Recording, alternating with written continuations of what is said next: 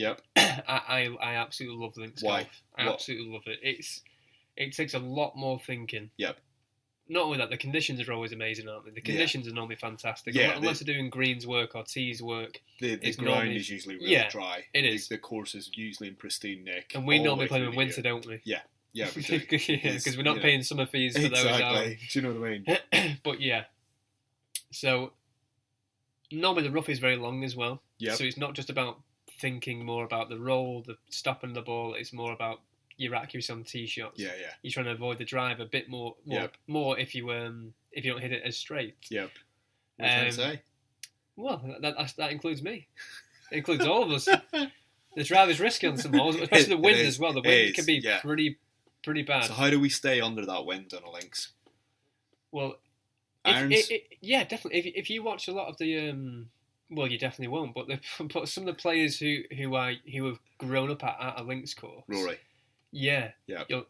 So their go-to clubs, if they're not playing regularly around on like world tours, if they're playing regularly around links courses, all their clubs are designed to go low. Yeah. Low trajectory shafts, heavy shafts, 2 irons instead of 5 woods. You know, they're playing the long irons, everything that goes lower than the high launching spinny stuff. So low is better. Yep. You'll hear the older guys like your Ben Hogan. Yeah. They used to say the old bits about keeping the ball low. Yep. So and ideally you try and keep the ball low, using a lower spinning ball, a firmer ball. Yep. So what balls would we like? A good ball. So you're not breaking the bank. Yep. You're just looking for a ball to take away. To a round of golf. You've got a few options. You have your tight list. Yep. But I currently Pro V1 and Pro V1X. It'd be Pro V1X. It's lower spinning, but it depends again. It depends on like how much benefit you get from the balls. But just for a mid-range ball, Shrixon are so consistent. Yeah. They're a massive brand. Yep. Easy to get as well. Although still a bit of ball. Golf ball's a bit of critical point, but we'll come to that in a minute, aren't they? Yeah, they're not great. Yeah. No. So maybe a Shrixon. I would say Shrixon if you can, and you have 2 options. You got the cheaper option of the AD 333. Yep. And I do get told quite a bit by people, oh no, they're too firm. Yep. But I've used them for years, even as a kid. And I use them. I think they're great. I think they're amazing balls. Yeah. I do get comments saying they're too firm, but people want the soft ball. But which everyone's different. Everyone has their own opinions and stuff. But they are good balls. So Shrixon AD, what is it? AD 333. AD 333. Yeah, fantastic ball. Or you go a little bit more premium, and it's now called the Q Star, which is the same brand ball as the colour one. Okay. But that ball used to be called the AD 333 Tour. Yep. But they changed it because no one bought them because of the name relating to the cheaper ball. Wow. So now they're called Q Star and they sell more. So Q Star's more premium than that. Fair enough. I think they're about 35 quid, 30 quid a dozen. Okay. So those kind of balls are what I'd use around that course. Cool. For one. That's a good one because there's high possibility that a lot of our listeners are going to play the links courses during the winter because A, they're a bit cheaper. Yeah. And B, they're good fun because they're dry. You can actually get around and you don't have to go through your parkland swamp. Yeah, definitely. Which I'm not giving the parkland courses a bad name, but we all know it's very, very hard to keep parkland courses dry. Your average parkland, it is. Yeah. It is hard. It's a lot of money, isn't it? And there's where we are, there's so many golf courses. Yeah, exactly. And we can't all be rich. No, we can't. We're competing, aren't we? It's hard. Yeah, definitely. But yeah, so you'd go for keep the ball low if you can. Yep. Use your irons a bit more for placement. And what about the greens? What about the greens on a links course? The greens. How do we play them? They are difficult first time you haven't played them because you don't know. Just like anywhere else, you don't know the breaks. But links have more to them. They're going to be fast. They're faster. They have more break to them. Yeah. The things sometimes you can't see the breaks. Yeah. You find you'll miss quite a few putts that you didn't really read properly, which I've done the same many times. But the reason why I love it is because you have to do so much more thinking. Yeah, I love chipping. It's creative golf, isn't it? It is. It is absolutely you get really creative and you use clubs or shots that you wouldn't normally use. Yes, and that's why the Open is so special and probably the hardest title to win as a professional. Absolutely, because it's also the elements as well. The elements can be so fierce and so calm. Yeah, it's just class, isn't it? Definitely. Good. So around the green, chipping. What about the rough? What's your Because we're going to get in it. Where you're like, there is no way I'm going to go to Formby and not be in some rough at some point. How do I get out of that rough? I would say just it's go... It's going to hurt. Yeah, I would say just go with the old typical saying of just take your medicine. Yeah. Don't... If you're in the rough at any point, unless it is highly teed up and says, hit me towards the green, it ain't going to do that. But take a drop. Yeah. No, well, not to take a drop. Just pull a sand wedge, a pitching wedge. Something really high loft. Yeah. Just give it hot. Just get it out. Just focus on getting it out of the rough. Do not keep it in the rough. Yeah. If you need to hit it sideways, 90 degrees, a yard to get it out if you need to. Just get it out of the rough. Take to that one shot, because one shot could turn into how many? We all know you could be hacking away, then get in a bunker, you don't just take your medicine and go from and just there. crack on. Yeah, definitely. Fair enough. That's cool. So there's a few of them. I feel like I've not done any justice there. But choose the right ball, hit it low, around the greens, think a lot more. Really try and see the break. Really try and find your landing spots when chipping. But one thing I would say to begin with, when you first start your round off, even you may be warmed up, you might not be warmed up. But try to hit full shots more. So what I mean by that, let's say you've calculated the hole is 300 yards, and you hit your... Let's say you hit your 3-wood 200 yards. You got 100 yards, and that's good. You got a full shot into the green. But some people might try and hit a driver. Then they got 50 yards in. And when it's a tight, firm ground, really well cut grass, really short, and you're trying to hit a 50-yard pitch on that ground, I've seen so many people knife it and straight through the back of the green. It's a bad start. Gets in your head a little bit. You might even end up in the rough or another bunker. Start with full shot. So your first few holes, guys, if you're playing a links course, try and plan it shorter and try and give a full swing at least. Try and get something that's above, a pitching wedge or above for your first few shots into a green. You'll strike it better. That's really good advice. Really solid advice. You'll be proud of me. Go on. So, we talked about cleaning our clubs, cleaning our grips, and cleaning our, basically just cleaning our clubs. Just look after them, Look after your clubs. What picture did I send you yesterday? You sent me them of the grips down in the bucket. In the Fairy Liquid bucket. Yeah, exactly as I said. Exactly. So they got cleaned with a little tool first. Yeah. All the dirt, the minging, absolutely all came the out. Disgusting dirt on your hands. Your hands were not clean. It's like happy days, and it all came out beautiful, pristine condition now.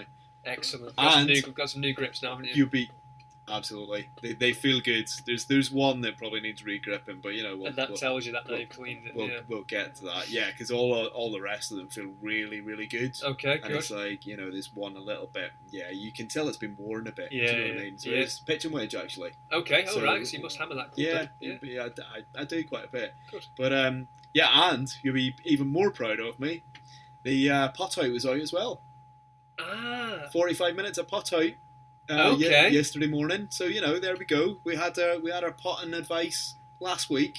Yeah. And now it's out practicing. And believe it or not, guys, I did not sell him this putt out kit. He already had it, and he's gone ahead and done it. I'm proud of him. So we've got lady golfer called Joy. She's from Hawaii. And there's the phone. Where were we? So we've got our first question from a listener. Yes. She's called Joy from Hawaii. She's got a problem. Hi, Joy. She's got a problem with her hybrid. Okay, and what's the problem? Well, the problem is she says she's quite small in height. Okay. And, small for a lady or in general? Small in general. Just had a visitor in the shop. Tell him, look, he's got the magic touch. There you go. And no context needed. Third time lucky. Yeah. Look, we've got this listener, Joy from Hawaii. Oh, is that her name? I didn't know it. Yeah, she's all the way from Hawaii. I know. So an answer for that, it didn't kill me. Well, look, fourth time lucky. So, right, here we go. Can't remember her name. What's her name? Oh, she's called Joy. Oh, Joy, yeah. She's from Hawaii. Oh, no way. Yeah. That's really far away. And she's got, Anyway, Joy from Hawaii, got a problem with her hybrid. It's in her head that she can't play with this hybrid, but she thinks she's got a fitting issue. A fitting issue, right? Yeah. So straight away, if you are smaller or taller, they should do it anyway. They should measure you from wrist to floor. Yeah. Now, wrist to floor straight away gives you a great indication of the length of the club. Yeah. Now, if that was done, you can take some confidence in knowing it was done quite accurately and quite correctly, even if you prefer longer or shorter. Yeah. Because they might adapt to that later on in the fitting. Yeah. With the hybrid, if you're fatting it quite a lot, hitting behind the ball regularly, it could be too long then. Okay. If you're thinning it and topping a lot, it could be too small. Okay. But those could happen even with the right club. So she needs to go and see a pro, doesn't she? The first initial answer will be to go, just pay the one-off lesson. Take the club, go and see the pro, and say, is this the right club for me? And just book a 30-minute lesson. You don't need to spend an hour and spend a lot of money. Just spend 30 minutes worth of money and focus just on the hybrid. And is it right? Is it wrong? But ask them to focus on the length of it. Is it right for me from wrist to floor? Then other factors that creep in is the right shaft. But if you're a lady, normally people tend to go straight in for the lady shaft. Okay. Now, depending on your swing speed, if you swing it fast, does it need to be heavier, stiffer? Does it one of those, or is it too light? And it does depend. I might need a little bit more information, but at least that can give you a bit of guidance. Yeah, absolutely. Spend 30 minutes with your pro and try and question where he's striking it on the club face. If it's low. Well, you can get them stickers, can't you? You know, when you're hitting the ball. Yeah, you can. I think they're like ones I've used as Callaway ones. That's before. right. Yeah. You put the sticker on, especially the driver, and you can see exactly where you're hitting the ball because it leaves an imprint, doesn't it? They're really good. You've just pointed out something very, very good there, because I've just quickly brushed over that like it was nothing. Like some people don't know where they hit on the face. When I'm saying think about where you hit on the face, you might have no idea. I apologise for that. But yes, so you could the common one what people use is athlete's foot spray, don't they? Oh, is that what it is? Athlete's foot spray. So they'll spray the face and hit a shot. And they see those where the ball stickers, you can get a bundle of those stickers for a couple of quid. You can. And they're I think they're really good. Yeah, we use those in custom fits. Yeah. So they are very good. Yeah. Yeah. So something like that just to know where you're hitting it. If you've got a hybrid, you like the look of it, you like the club, you just don't hit it, you're not very confident with it, just go and see your pro. Go see a pro. Yeah. And straight away, where did you buy it from? Yeah. Was it a proper fit? Yep. And if it seemed to be all legit and great, just have it's your lesson. Just I'm not saying it's your ability, because there are things where you can buy a brand new club and play horrendously worse than your old one because you're so used to it and it looks different, it feels different, but it is suited to you, just maybe not mentally to you where you like it. And the best advice is go see the pro, get a bit more acclimatized almost to the club and to what they're saying to you. Yeah. And then the next round of golf, see how you go. Yeah. So, Joy... Do you think I should say setup? Yeah, there might be something to do with setup as well. I'll quickly just say setup. With a hybrid, it's the lower end iron. That's what they're designed to be, more like you can get them from 6 iron, 5 iron, 4 iron, 3 iron, 2 iron. So normally the longer irons, and they normally go... 1 ball left of centre of your feet, 1 ball and a half, 2 balls, depending on which one you have. Try and get it consistently in the same spot of your feet. You'll be further away. You'll have a wider stance. You're still hitting it into the ground. You're still de-lofting the club and striking down for the middle of the club face. If you're putting it on the front foot like a driver, and you're hitting up at it and hitting the top of the golf ball, which I've seen many times by people who hit hybrids or woods. That's the result of it. You can't get underneath the ball. You just clip in the top. Whereas with a driver stance, it's fine because it's on a tee peg. Yeah, of course. So that could be something. You might be placing the ball too far forward. Yeah, that's a good shot. Always start at the middle. Yeah. And then creep up from there. Creep up. Yeah. Cool. Look, that's brilliant. Joy, if you've let us know actually how you get on, and if you go to your pro, tell us what he says or she says, and let us know. I think that's it. Look. Once again, thanks very much. Pleasure. Thank you, Simon.